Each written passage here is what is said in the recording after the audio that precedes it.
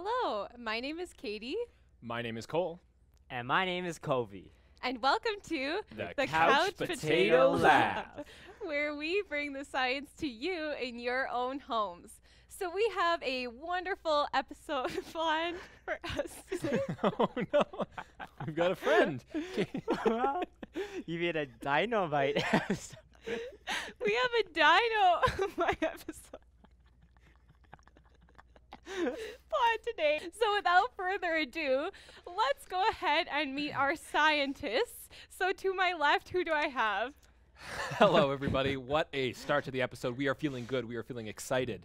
My name is Cole, and my pronouns are he and him. And I'm very, very excited today because, like Katie said, you did just get a little bit of a preview of what to expect from today's show.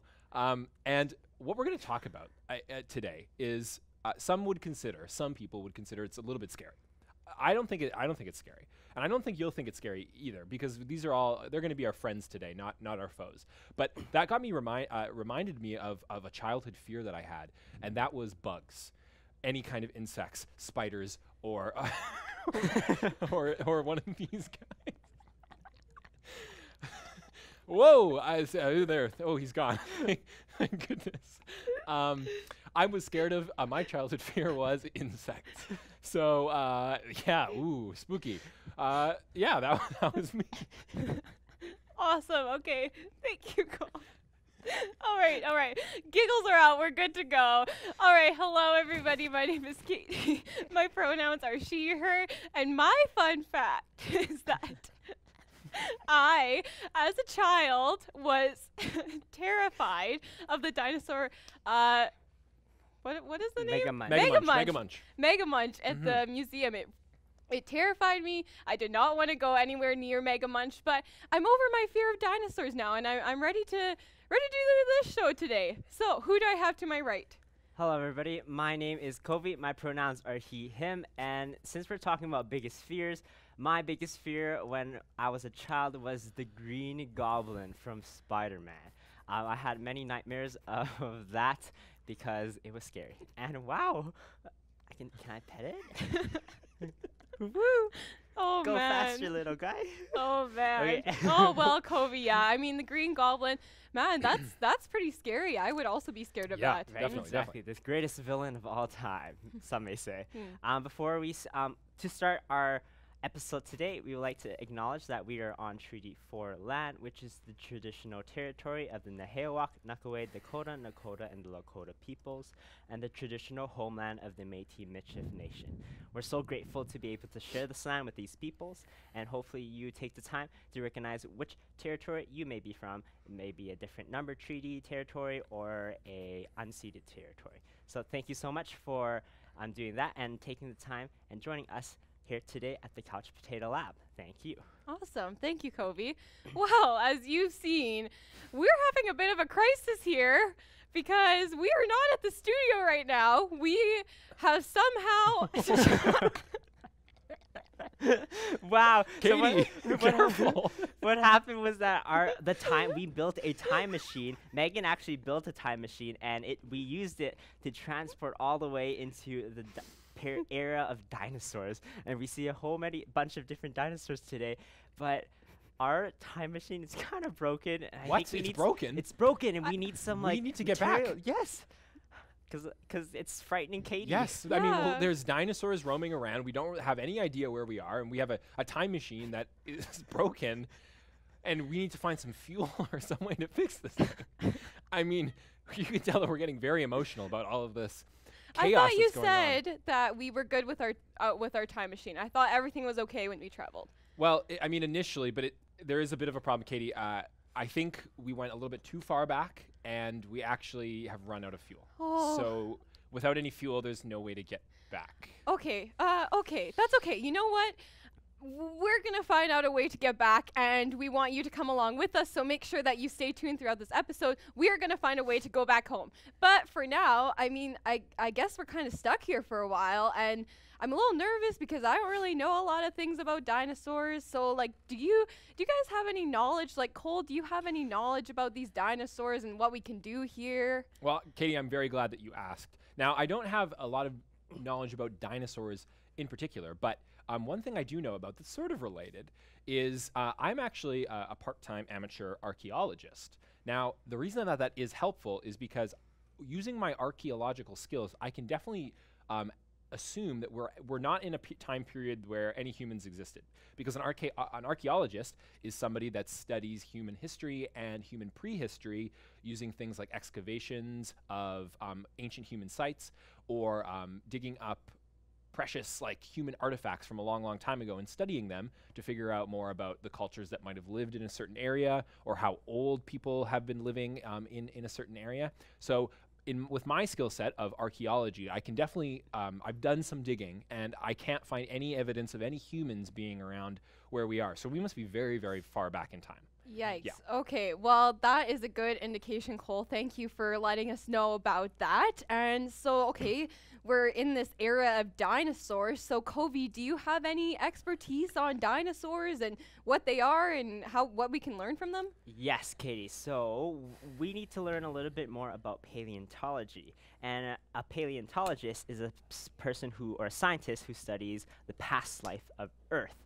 And they use fossils to actually learn about it. And why fossils? It's because fossils are evidence that the past life existed. And fossils may have like bone parts that might tell what kind of animal or organism, what they may look like, or maybe like footprints or imprints to figure out how they actually walked. And this is going to be really helpful on distinguishing different dinosaurs that may exist. And paleontologists study more than just dinosaurs, of course, maybe like plants or different animals that actually existed back in like maybe 65 million years ago or billion years ago.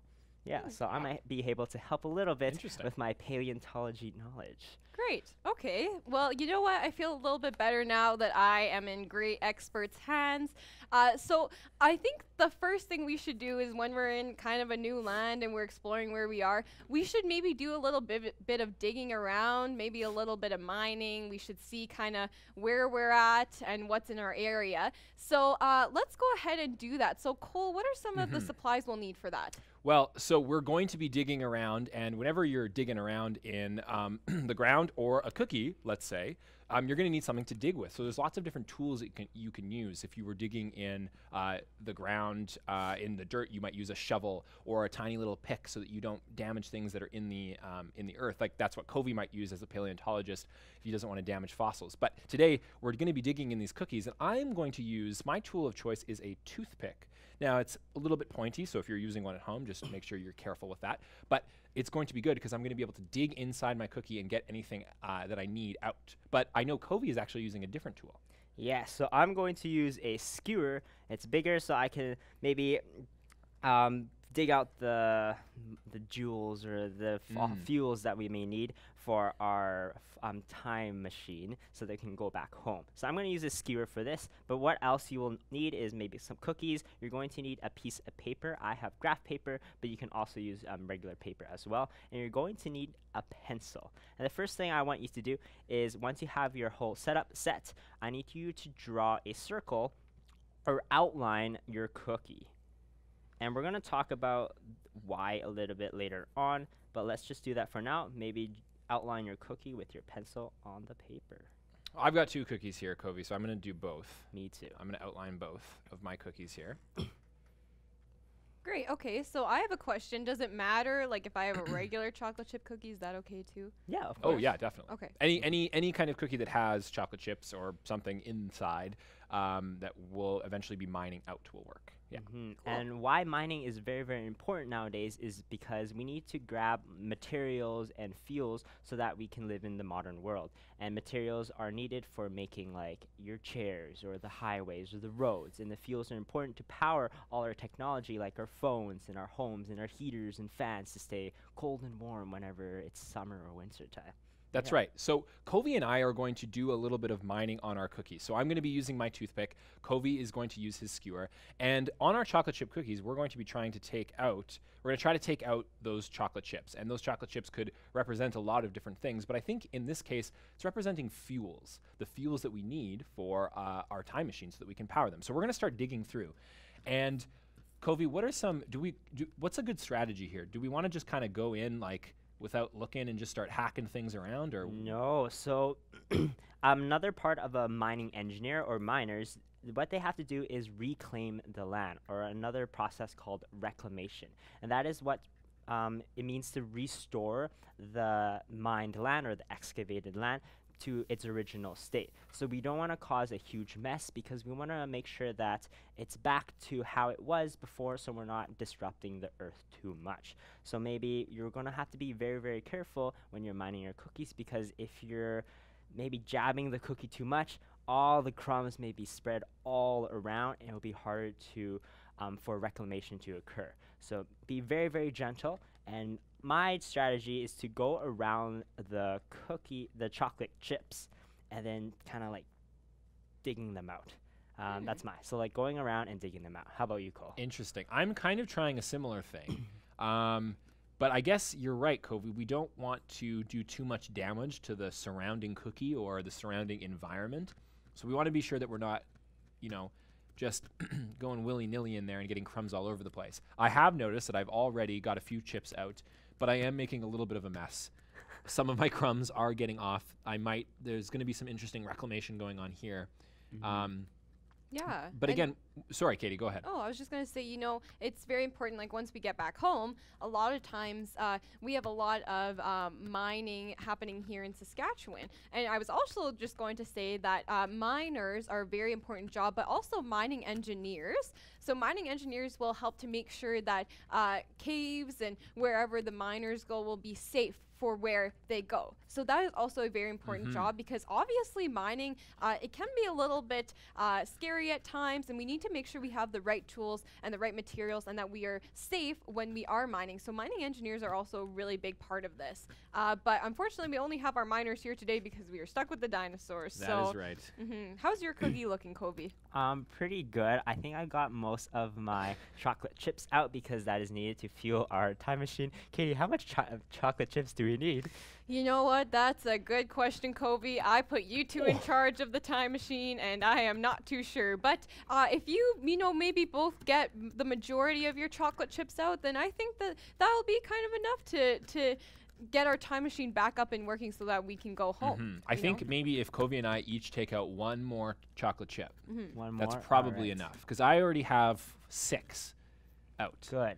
And honestly, I'm feeling pretty good about my environment here. I don't think there's too much wrong with what I'm doing. Cool. I think I'm not making that big of a mess. I got a lot out. It's a little messy. Okay, I got one more. There we go. All right. That should be good. Perfect. And what you're going to do next is you're actually going to take out your pencil again, and you're going to circle or outline all the cookie crumbs and wherever you touched on the graph paper.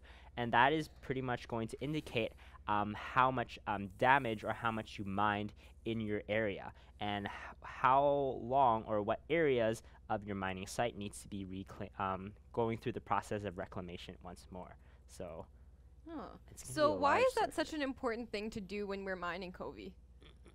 Because for mining, there may be different organisms that rely on that specific area.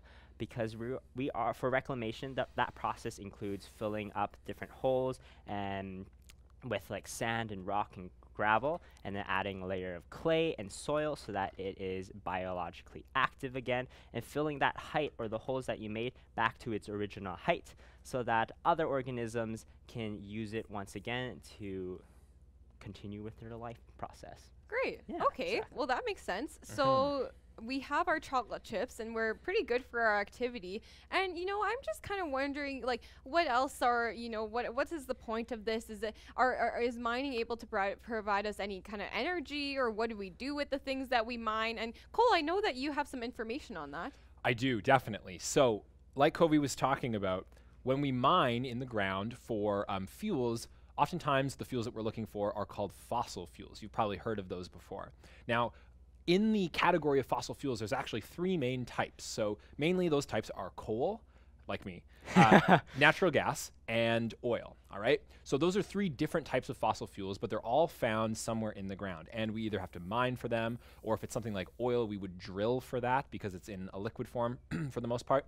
And then those are used later on to power a lot of different things. So fossil fuels, the reason that they're called fossil fuels is because way, way back when they were formed, that's kind of what they initially are. So we're going to talk about fossils more later on in the episode. But essentially for right now, you can just think of a fossil was once a living thing, maybe an animal or a plant or something like that. And after it died, its remains get sort of compressed into the earth after a long period of time. We're talking millions and millions of years it takes for fossil fuels to form. But obviously the earth has been around for millions and millions and millions of years, so there's been lots of time for fossil fuels to be made. So the fossil fuels that we're using today were probably made millions and millions of years ago. So after that time, the bones of an animal or the remnants of an animal or a plant or something like that, they're going to get compressed and heated up underneath the surface of the earth. So they're pretty deep inside the earth. And all that compression and all that heat causes the materials in those organisms, be it plant or animal, to start to break down. And when they break down, they sort of get reduced to their simplest molecules. And a lot of the time, oh, jeez, hey, buddy, listen. You can't eat our chocolate Where chips. do you get off, man? Come on. I mean, you can't have nothing around here, I guess. This is why we gotta get out of this place. We got dinosaurs coming in, eating my... Jeez Louise. Oh, man. Okay, yes. Anyways, as I was saying, oh boy. I don't even know what I was talking about. What was I talking about? Oh, yes. So the fuels get compressed, or those remnants get compressed and heated up underneath the ground, and it decomposes down to its smallest form, which is often carbon. Hydrocarbons, combinations of carbon atoms and hydrogen atoms, and depending on how much they're compressed or how much, I'm scared that dinosaur is going to come back, how much they're compressed or how much they're heated up, they're either going to turn into coal, natural gas, or oil. So those final forms of fossil fuels, when we take them out of the ground, we use them for different things. Often coal is used in power plants to heat things up. Fossil fuels are then refined after we take them out, or sorry, oil is refined after we take it out of the ground so that we can turn it into, for instance, gasoline for cars, and natural gas is often used in heating homes and stuff like that, or buildings. Now, obviously, with fossil fuels, they are really good at providing energy, providing power, but they're also very inefficient and they're also very, very bad for the environment. So when we burn fossil fuels, whether it's the gasoline in our car or a coal power plant or anything like that, there is going to be a release of carbon dioxide and a lot of other nasty things that are not only bad for our health, but bad for the environment as well. So it's kind of a trade-off with fossil fuels. You do get some energy, but in return, you also get the release of a lot of stuff that's harmful for the environment. So, you know what? When you guys were out mining around and I was just kind of over here exploring, and I'm starting to see like a lot of fossils. And now I know that you're both kind of experts in the field. So I was hoping that you would help me identify what these fossils are, which dinosaurs they belong to. Does that sound okay? Sounds good. Yeah. Okay, cool. So this is my first fossil. Wow. It's pretty sturdy, and I'm just wondering if anybody, Kobe, do you know what this is? Which dinosaur would this belong to? I think that is the horn of a triceratops. And fun fact about triceratops is that it's derived from a Greek, the language, and tri meaning three, and keratops means horn face. So 3-horn face, 3 horns on its face. And it's very distinguished or known for its 3 horns because that is used to attack or like defend itself from the Tyrannosaurus Rex. And they are both from the same era, so around like the Cretaceous period. And yeah, and they are also known as herbivores. And I think I see one there. Ooh, Wow. A triceratops. Pretty scary looking. So those are pretty big dinosaurs. They can weigh up to like 6 to 12 tons. Yeah, but they have to eat a lot of plants and a lot of herbs and trees and stuff like that, or leaves or berries and all that to get that big. Okay, so you're saying that this Triceratops only eats plants, right? So it's a herbivore? Is that the correct term? That is true. It is a herbivore, so it only eats plants and not any meat or other animals. Okay, well, I mean, I guess that's good news for us. It's not going to go and have us for lunch or anything. Nope. Okay, well, now I have another fossil, and this one is it's kind of coming apart now because we're looking at delicate things, just like fossils, you know, they come apart and we have to be careful when we're handling them. But Cole, I was wondering if you know what this one is. Yes, that does look very familiar to me. I know as stegosaurus spike when I see one, and that is definitely one of the spikes from a stegosaurus. Now, a stegosaurus is similar to a triceratops in that, again, there's a picture of it. It is a herbivore, which means it eats plants. And in that image, you can see those sort of orange-greeny, sort of spiky, spiny things along the back of the stegosaurus. That is what Katie found in her fossil there. So a stegosauruses were found around 150 million years ago. And like I said, they're herbivores, and they were actually really, really big. So you might not be able to see from that image. You can't really tell. But for context, Stegosaurus is like as big as a bus. So they're very, very large. And again, like similar to a Triceratops, they are herbivores. They're not going to hopefully harm us around here. I don't see any, but who knows? The way that this is going, we could have dinosaurs come at us from all angles at any time. So, but hopefully, if it's a Stegosaurus, we should be okay because they don't eat meat. So okay, we should be good. Great. Yeah. So far, I'm liking these herbivores. They're great. So this is my next fossil I found. It kind of looks like it's very kind of bony. And Kobe, do you know what this one is? I think it kind of looks like the club of an ankylosaurus, and I think I see one over there. But yeah, there it is, the ankylosaurus. So at the very, very end, or its tail, it has a big kind of like a club or like a boulder kind of thing, and that is used to protect itself. So might use it to like whip other dinosaurs so it goes away or anything like that. But ankylosaurus are herbivores as well. And they are also, in the Greek name it's derived, it's known as the fused dinosaur, and that is because the bones of its skull is actually fused with other parts of its body, so that it kind of looks like it's it's wearing a plate of armor, and it's very, very rigid and really, really strong. And this ankylosaurus was also in part of the late Cretaceous period as well. So we may be in that time period where Triceratops also exists with it, and its favorite Tyrannosaurus Rex around. Wow. Yeah. Wow. Okay. So still a herbivore, so I guess that's okay. But I did find one other one, and this one looks a little bit different. Oh no. It kind of looks like a tooth. Is that right, Cole? Katie, oh no. I think we're past herbivores now. That to me looks like a tooth from a Tyrannosaurus Rex. Yeah, that's right. T-Rex himself, a Tyrannosaurus Rex. They are considered to be the largest of the dinosaurs, and they are not herbivores. They are carnivores. They do eat meat. Very scary individuals. But I think if we play our cards right, we should be okay. Now, a Tyrannosaurus Rex, again, they're considered to be the largest type of dinosaur that there ever was. And for sort of scale, their jaw, so the jawbone in their mouth was about 4 feet long, which I think is like around the size of this table here. So that's a very, very big jaw. And that tooth that you showed, they had very, very sharp teeth because, again, carnivores are going to have different teeth from a herbivore like a Stegosaurus or a Triceratops because they don't need to just eat plants. They're going to be needing to tear through meat and animals and stuff like that and other dinosaurs.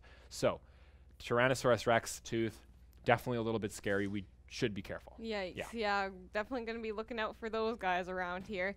So, as you were kind of explaining about those fossils, of course, I was taking a look at my homework because I am currently in a dinosaur class. And there's only one thing that I can conclude from all of this is that we are in the Mesozoic era. Do you guys agree? I mean, I think so. Based on the fossil evidence, I would agree. You might not have heard of the Mesozoic era, but you would have heard of the periods inside of this Mesozoic era. So let's go ahead, and it's separated into 3 periods, some of which are actually made into movies. So the first period we have is the Triassic. So in the Triassic era, we had Pangaea, which is one single landmass throughout the entire world. So right now we have different continents. We didn't have that back in the Triassic. We had one single era, or one single landmass, sorry. Okay, at the same time, we had reptilian dinosaurs. So we had those ones kind of wandering around the earth because we had a very hot temperature at that time. So a lot of the other dinosaurs couldn't survive at that moment. So it was only those really hot dinosaurs that were kind of roaming around the area at that time. Our second period is the Jurassic period. Jurassic. I've definitely heard of that one. That one sounds very like familiar. the movie. Now, this is where our first mass extinction came from. So, scientists don't know yet why it happened, but there is a huge mass extinction and it wiped out a lot of the dinosaurs. So, the dinosaurs that prevailed and survived that mass extinction were the large herbivores. So, they started to kind of roam around the earth and temperatures cooled down a lot. So, now our final period, I'll use a different color here, was the Cretaceous period. There we Oh, go. that's where most of our dinosaurs actually came from. Exactly. Like the T-Rex and Ankylosaurus, Stegosaurus, Triceratops. You're right, Kobe. So the Cretaceous period included a lot of the dinosaurs. It was kind of at the peak area of the dinosaurs. And what happened was Pangaea, when it split into many, many lands, so that's what we have right now. We have many continents all over the place. We don't have a single landmass. When that happened, our organisms diversified, and we got a lot of different types of plants and insects. But there was another mass extinction, and there was a huge meteor that came and wiped out many, many of the dinosaurs. So the only dinosaurs that survived that mass extinction were the small dinosaurs and those dinosaurs that could fly, which we're going to talk a little bit about later. But a lot of the dinosaurs were then extinct. So that is what happened. And, you know, I'm kind of thinking about this, and I'm very interested in this meteor and how exactly it wiped out the dinosaurs, because a meteor is just like a big rock that hits the earth. So how could that one rock wipe out an entire group of dinosaurs? So I think we have a little bit of a demonstration here. So I'm going to pass it off to Cole, and he's going to talk about this. Definitely, yes. So, like Katie was saying, one of those mass extinction events, we have very, very good evidence to say that that was caused by a meteor impact on Earth. Now, a meteor is essentially, you just think of it as like a flying ball of rock and ice and maybe some gases and dust particles that flies through space. And meteors are everywhere through space. But because space is so big, we usually don't have to be worried about them here on Earth, because we are kind of just a tiny, tiny dot compared to how big space is. So most of those meteors are going to fly right by us and we'll be totally fine. But millions and millions of years ago, the dinosaurs got very, very unlucky, it looks like, one day with a meteor. So Covey and I are going to do a little bit of a demonstration. We both have a paper towel here that just has some flour on it, and we spread that out nice and thin. And over top, I'm going to put some dirt. And Covey's doing that as well. I actually have sand, I guess, but dirt would work as well. And you're just going to kind of spread that on top. And this is going to represent the surface of the Earth. So we've got sort of, I guess you could say sand and dirt maybe it's a little bit harder almost than flour, Covey. Yeah, so like since the flour is like the dust particles, it would be a lot lighter. So the sand or the dirt would be a lot heavier particle, and it's usually up top. So this is how it's going to be represented for our Earth, and we're going to make it nice and flat so that when we simulate some meteors falling onto Earth, we can see the impact and craters that might be formed when the meteors land. That's right. Yeah. So Covey and I are going to do a demonstration of why the meteor that took out the dinosaurs was such a big deal. Because actually, Earth is struck by tiny meteors all the time. All the time. Very, very tiny ones. And we're going to do a demonstration of how that size really makes a difference with what the impact is on Earth. So I have here just a really, really small rock, and Covey has a larger rock, okay? And we're going to use that to simulate a meteor. And all I'm going to do is drop it down onto my simulated Earth, and we're going to see what kind of impact or what kind of crater we get out of that. So, Covey, are you ready? Yeah. Here we go. I'm going to drop mine. Ooh. There you go. So, I don't know if you maybe I'll do that one more time too. Closer to this side. Okay, and if I take it out, there is a little bit of a crater. There's a little bit of a hole, but honestly, compared to how big my Earth is here, not too big of a deal. But Covey, I think your rock might do a little bit more damage. Yeah, so I have a bigger rock, and I assume that a bigger rock will cause a greater crater formed, because remember that gravity acts on the weight or the mass of objects, and it's going to pull rocks and stuff like that to the surface of the Earth. And hopefully, I think it's going to cause a big crater in 3, 2, 1. Oh, Ooh. oh, that big boy. Holy that. moly. That's some damage right there. That's a big damage, yeah. So I think, Cole, do you have another rock that, maybe a bigger rock by chance? I've got, well, let's see. How big was yours, Kobe? I can't. About this. Okay, I got one about that size. I think this one's a little bit thicker though. So should I try it? Yeah. Let's Okay. try it. Let's see if I can give it a shot here. So again, bigger meteor. Let's see what kind of impact this guy has. Whoa. Wow. Big impact. And we got some of that dust that Kobe was talking about spraying out. So let's try that one more time.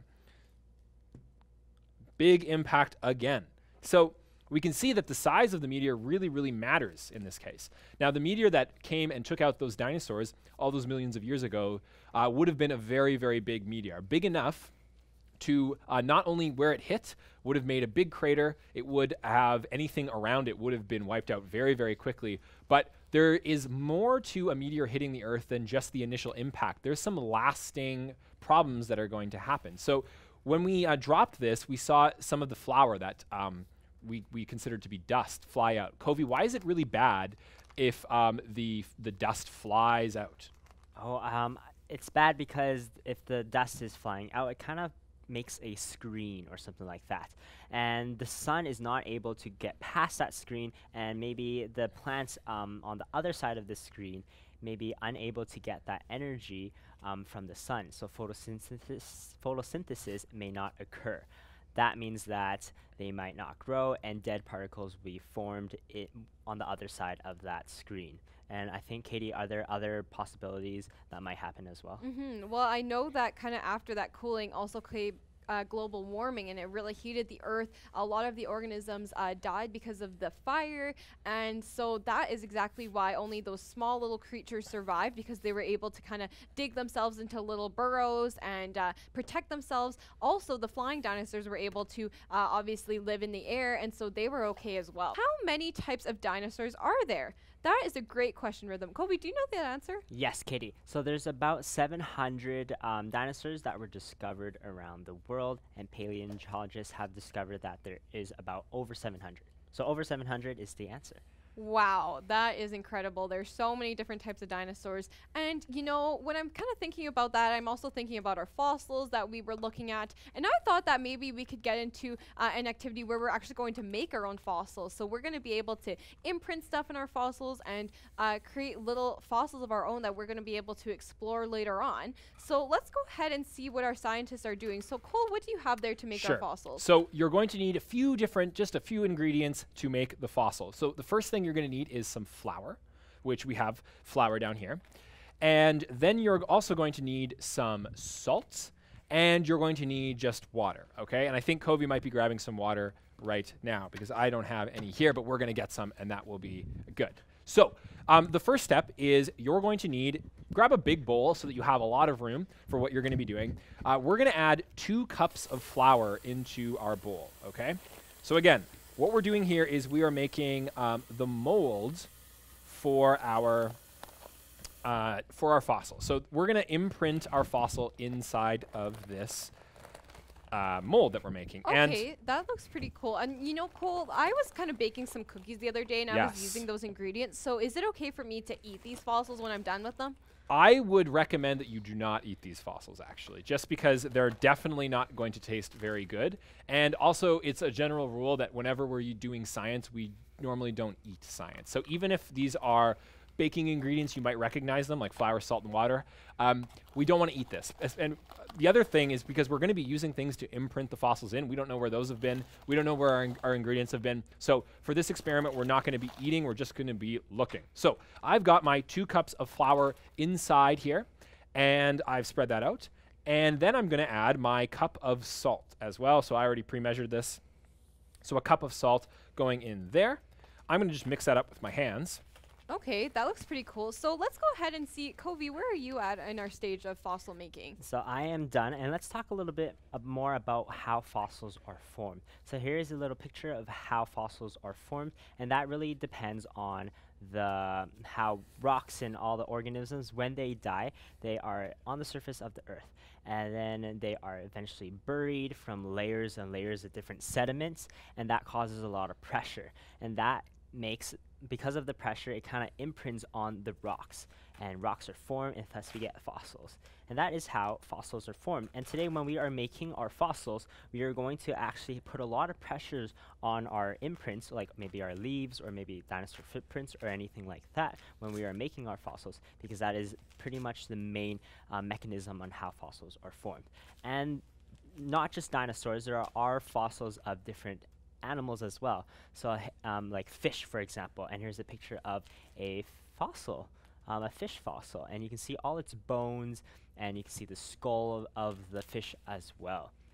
And you can tell that there is a lot of pressure on that rock, right? So the layers and the layers and the layers of sediment, that pressure is applied and imprinting all those bones onto that rock. Interesting. Okay. Well, when you were kind of saying about like applying pressure and stuff, I was kind of watching what Cole was doing. And Cole, what are you doing with our experiment right now? Well, so now that we have all of our ingredients all mixed up, I'm kind of just kneading it around. You're going to notice that it turns into like almost like a bread or like a dough, basically, is what we're making. And you want to mix it all up. So I've got it all in a big clump, and it sticks together pretty well. You want to keep it nice and sticky. So I'm wearing gloves just because I don't want to get my hands all messy, but if you want to go in there without your gloves on, you should be okay.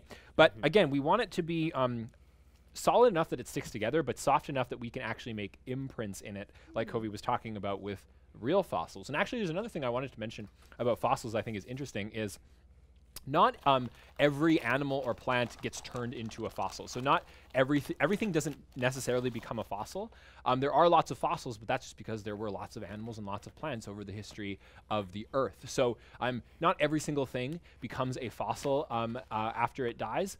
Only certain things do, and it really depends on the specific conditions that are necessary for fossil creation, like that pressure and that heat and that kind of stuff. So we've got our, Kobe, how you doing? You got your ball of dough, of fossil dough ready to go here? Yes. And the next thing what you're going to do is maybe take a portion of that ball of yours, and we're going to make a kind of like a really thin cookie, pretty much. Like a really, really thin, small circle. And we figured that the thinner the cookie is, or your circle, the easier or faster it's going to bake. And I'm going to maybe thin it out just a little bit and place it on our table. And the next thing is we are going to make our imprints. And I brought some leaves of a plant to make my imprint.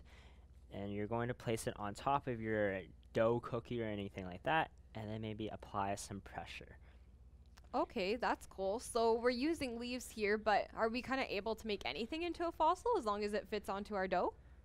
Yes, that's right. You could make anything into a fossil. Really, this fossil dough is just being used as a mold, but it's the exact same process that we would normally have in real life of this imprinting, this compression. So in real life, instead of Kobe and I pressing down with our fingers, obviously that represents the weight of the earth that's kind of pressing things down and compressing it in the sediment over time. So you want to make sure you get it in there, but you don't want to press so deep that it just goes through the other side or you get it stuck in there. But you want it deep enough so that you make a nice imprint. So when you take it out, like I'm going to do very carefully, it might be hard to see on camera, but you should maybe a little bit be able to see the outline of the thing that you were making with the fossil. So I have a little bit of my 3-leafed kind of plant imprinted into my fossil. Oh, that is cool. And you know what? Both of those are looking really cool. And I see, Kobe, that you're also using something else for our fossils. Yeah, so I found a small dinosaur bone, maybe from one of the dinosaurs that we saw. And I'm going to make a cool footprint.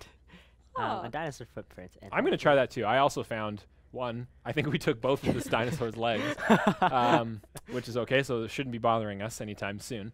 But again, the same kind of principle. You want that nice and thin, and just pressing that footprint in. Not too deep.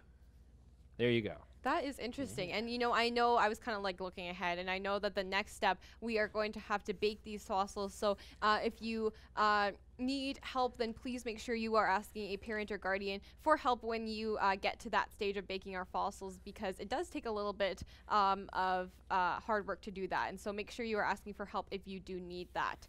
So we have some pretty cool fossils so far. Definitely. And what would our next step be, Kobe?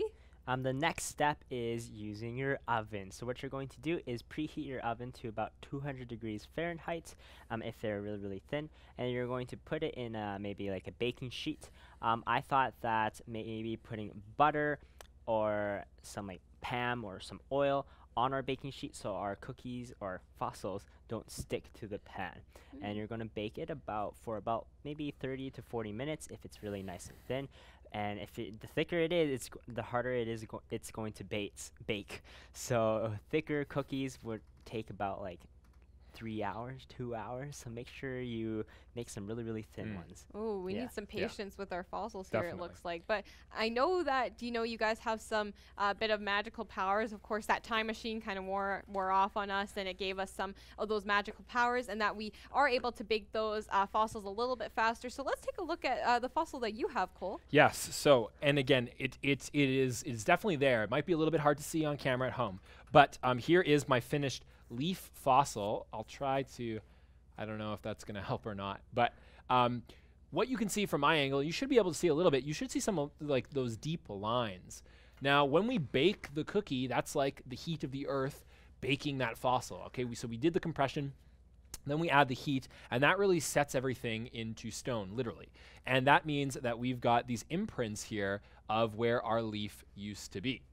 Very cool. Wow, that is pretty cool. And Kobe, I also know that magic power rubbed off on you as well. So what kind of fossils do you have? I have my little leaf imprint as well. It's a lot harder now. My cookie is like, I should stop saying cookie because we're not going to eat it. But our fossil is nice and hard. And we can see the imprint. Ooh, yeah. Nice. So you can see the outline of the leaf, and maybe you can see the veins or the, all that. So nice. So That is that is interesting. how fossils are formed. Awesome. So if you want to go ahead and give that experiment a try, please do, and then let us know how it looks, because we would really love to see those creations. So, as our experts were making our fossils, I was also kind of thinking a little bit about birds as well. And why would I be thinking about birds? Well, not sure how many of you know this, but birds are actually dinosaurs. Now, why do I say that? After the meteor struck, those smaller dinosaurs and the flying dinosaurs survived. Now, what scientists have discovered is that modern birds have the same type of bones as flying dinosaurs. So we have a little bit of a graphic here we're going to show, and it's basically showing what the bone of a human looks like compared to what the bone of a bird looks like. So you can see that a human bone is much more compact. There's a lot of stuff happening. It's very dense, whereas a bird bone has a lot more air in it. And when scientists looked at the bones of birds and looked at the fossils of flying dinosaurs, they saw that both of those bones had the same type of bone, that it was very airy. It was not dense like human bones. So we know that birds were actually kind of the ancestors of these flying dinosaurs, which is really cool. So if you look outside and you see a bird, you can say, hey, that's a dinosaur. A little bit. Wow, is that a dragon? Look at that thing. There we have one right there. Go away. I heard dinosaurs actually have man. feathers. Yeah, there has been some research or some exploration from paleontologists that dinosaurs actually have feathers, and feathers are actually very important for keeping the dinosaurs warm. So even though some dinosaurs may not be using it for flight, they will be using it for like camouflage or for warmth and stuff like that. Yeah, exactly. Yeah, and those dinosaurs, the flying dinosaurs, were called theropods. So those are very interesting, and it's great to see so much active life around here.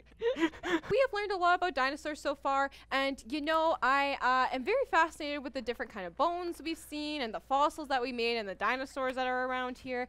And I thought that it would be kind of fun, before we go back to our time, to take a little bit of what we've seen today back. So I thought that we could do a little bit of a science showdown.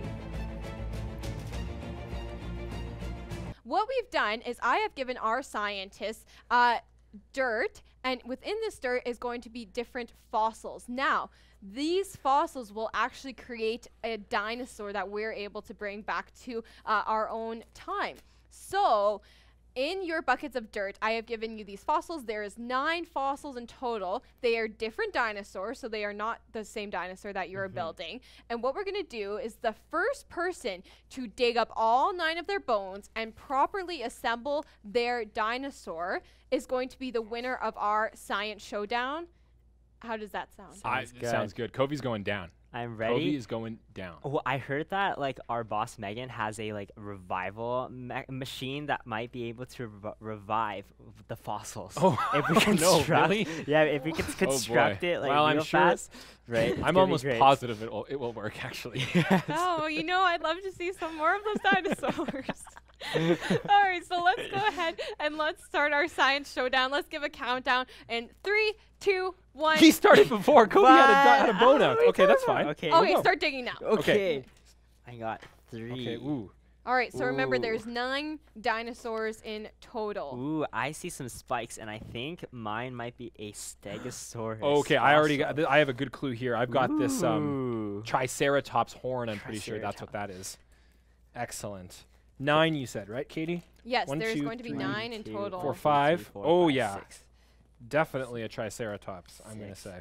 And you know 7. what? As our scientists are going and they're kind of digging up all these bones, looks like they actually have a pretty good start. So they're going to start assembling these fossils pretty soon. But I did want to give just a few honorable mentions to some of the dinosaurs that we've seen around here today. So we have an image here that we're going to show everybody. And we can see some of these dinosaurs that we've actually been seeing as well. Whoa! So the top left, that's a Plesiosaurus. So that's like a dinosaur that lives in the water and has those flippers, kind of like the marine animals that you may see, and that aids with swimming. And then there's another one right next to the Plesiosaurus to the right is a Brachiosaurus. That guy better watch out. Oh yeah, He's standing underneath. He's standing in a very vulnerable position. I mean, that was us. That truly was. So. I think I have a lot. Anyways, that Brachiosaurus, it has a really, really long neck. And Katie, any guesses? Do you think it's a herbivore or a carnivore? Oh man, you know what? I always thought that the scarier looking dinosaurs were the carnivores, but it looks pretty scary to me. But I think that it might actually be a herbivore. You are correct. So that Brachiosaurus is a herbivore. Let's take a look a little bit more of the other 2 dinosaurs that we've seen so far. Ooh, Katie, you talked about some flying dinosaurs like theropods. What dinosaur do you think that flying one with the wings All right. Well, I actually know this one, Kobe. This one is called a pterodactyl, and I know that because it has a weird spelling. It's actually spelled with a P. It's PT, Wow, right? it's a silent P. Yes. This is Weird. crazy. And Cole, what do you think the last dinosaur, the really, really tiny one at that bottom? Can I see that right? image one more time? Let's see. Yes. Oh, the bottom right. Bottom right. That looks very familiar to me. I want to say that it's named after a basketball team, I want to say.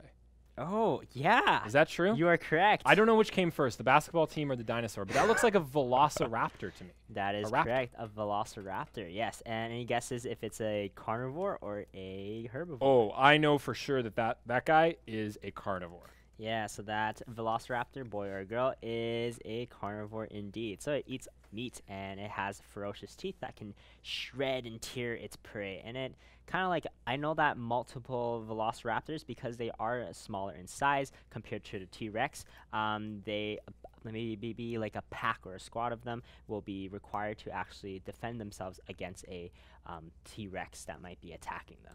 Yeah.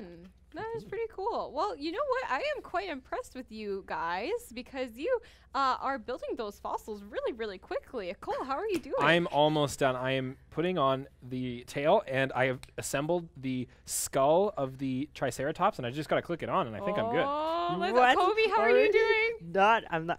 I think even Kobe close was to a be little done. too focused on giving us very good information on those dinosaurs. Where I'm pure speed, and really, I'm scared I'm gonna break this. But you know what I have to do is I have to reset here and do Oh, this. yes, the order like is very this. important. Yes, I didn't know. I didn't even think of I the don't know order. how to put this together. This is actually a little bit more difficult than I was anticipating. And so, Cole, you said that you have Triceratops, right? I'm 99% sure. Okay, so I'd say. Kobe, what do you have? What dinosaur do you have? I'm pretty sure I have a Stegosaurus. So I remember when we were talking about those spikes on its back, right? So those would represent the Stegosaurus as well. Yeah. Oh my goodness gracious. Katie, what's your favorite dinosaur? My favorite dinosaur is the long neck. And yes, I know that that is not the proper term for it, but my childhood was full of Land Before Time. Still today, Land Before Time is great movies. If you know Land Before Time, let us know because that is a great movie. What was your favorite dinosaur, Kobe? My favorite dinosaur was the Ankylosaurus. I think it's so cool that it has like a weapon as a tail. Yeah, Or- well, glad we didn't see any of those today. You know, that could have been bad. That would have really derailed the Will show. we might be able to see it eventually? I Oh. know that we saw some velociraptors trying to eat Cole's cookie. That was, before. Oh, yeah. I without a doubt, the most shocking experience of my life. And I say that with complete sincerity. All right. Okay, Katie, you know what? I'm having difficulty because I definitely have constructed everything. Uh-huh. I know that it's a Triceratops, Okay. but I'm just having a lot of trouble getting the pieces to stay on. Okay, well, you know And what? like I could do this and just Yeah. sort of balance Okay. this on there, and then we see. Look Yeah. at that. That's a Triceratops. Okay, you know what? I'm going to give the science showdown to Cole then. Yes. Because he has all of the fossils and he showed me a completed fossil image. So that is really good work, Cole. Well done. Better luck next time, Kobe. Wow. Archaeologists win again. No, I just finished mine. Look at this. Look at this. That's also pretty good. That's Kobe, also you pretty did good. pretty good. You get an honorable mention for doing that as You well. can Well, go on the we- list of we- honorable mention dinosaurs, Kobe. Yeah. Nice. I'll be right in the middle. All right, so this was all a really fun science showdown, and you know this also got me thinking that back in our hometown Regina, we have the largest T-Rex in the entire world, Scotty, that is at the museum. And so whenever I think the museum is open now, so when it's safe to do so, you can go ahead and look at Scotty. It's the largest T-Rex in the world. We just beat out Chicago for that. So that is pretty cool. Regina has some pretty cool stuff. At the same time, we know a lot of people that are working at the museum, and a lot of them are looking at these fossils, and they are exploring what we have. And one of these people, they're called Dr. Emily Bamforth. And so we're going to go ahead and take a look at that STEM Spotlight right now. On today's STEM Spotlight, we would like you to meet Dr. Emily Bamforth. Emily is currently a paleontologist with the Royal Sask Museum and has her PhD in paleoecology and paleobiodiversity from McGill University. One day in her 4th year of her undergrad, she missed her bus heading to school and had an extra hour to kill before the next bus came. Wandering the halls, she stumbled across a poster for a lecture on fossils that she was interested in. She went in, introduced herself to the professor, and next thing she knew, she was doing her master's thesis with that professor at Kingston University. What incredible work, Dr. Bamforth. Great. Okay, so thank you for all of that work that these people do for us. We really appreciate it, and of course it helps us to learn all about this sort of stuff. So now we are almost at the end of our show. We're going to go ahead and we are going to go to our favorite segment, which is Ask Our Scientists.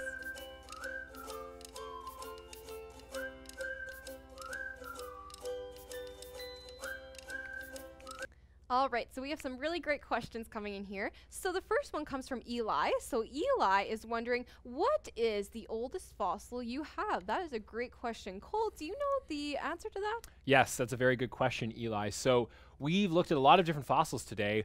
Katie dug up the Stegosaurus. She got the Ankylosaurus, the Triceratops, and the T-Rex tooth, I believe. Now, out of those fossils, the oldest of those is probably the Stegosaurus. And actually, interestingly enough, it's very unlikely that all 4 of those dinosaurs would have existed at the exact same time. The Stegosaurus was probably extinct by the time of the Tyrannosaurus Rex and the Triceratops and those dinosaurs. Again, because we talked about those different periods, Triassic, Jurassic, Cretaceous. The Stegosaurus is by far the oldest. I think it's around 150 million years ago was when the Stegosaurus was roaming around, whereas something like the Tyrannosaurus Rex was more like 65 million years ago. So those different types of dinosaurs probably wouldn't have coexisted at the exact same time. And out of our collection, the Stegosaurus spike is probably our oldest fossil. Great, thank you, Cole. So another question that we have is from the Hayes brothers, and they are asking, how many types of dinosaurs have been found in Canada? Kobe, do you know the answer? Yes, I kind of do, because it is a difficult question to answer, because dinosaurs didn't really know borders back in the day. So it kind of all we know is that about 275 species of dinosaurs actually lived around North America, and we just found it through our fossil imprints, and then maybe found different fossils in specific areas near North America or Canada. So in other words, we don't really know for sure, because borders never really existed in their time, and they could have traveled around everywhere, and the Earth back in the day was kind of different, right? Because I remember when Katie, you were talking about the different time periods, like there was Pangaea, and Pangaea was a big clump of land, but then it slowly separated and is a lot different back like a few billion years ago compared to today's Earth and planet and stuff like that. So about 275 around North America, and that is our conclusion so far, and that's what paleontologists have found. All right, thank you, Kobe. All right, so those are some great questions, and you know what? As much fun as it's been here, I really think that it's time to wrap this up, and we should get home. What do you guys think? I agree. Yes. I need to get out of here before those dinosaurs come back, because I do not know if I will be able I just want to survive. see like at least one before we go. No, That'd be really I cool. think it's time. We need to go now. We have our chocolate chips, and we are going to travel back to our current time. But for now, we will leave you on this part of our episode. So thank you so much for joining in. We had a really great time with everybody learning about dinosaurs. There it is. Hello. There they are. Right? The You know what? T-Rex is a T-Rex It's coming. great. It's so graceful the way that they move. It's so slow. That's a really great image. Maybe we'll see that dragon again. That's great. Flying around. Great way to end the show. We're gonna go before we see any more dinosaurs. Yeah, really, T-Rex. really. All right. Bye. Bye.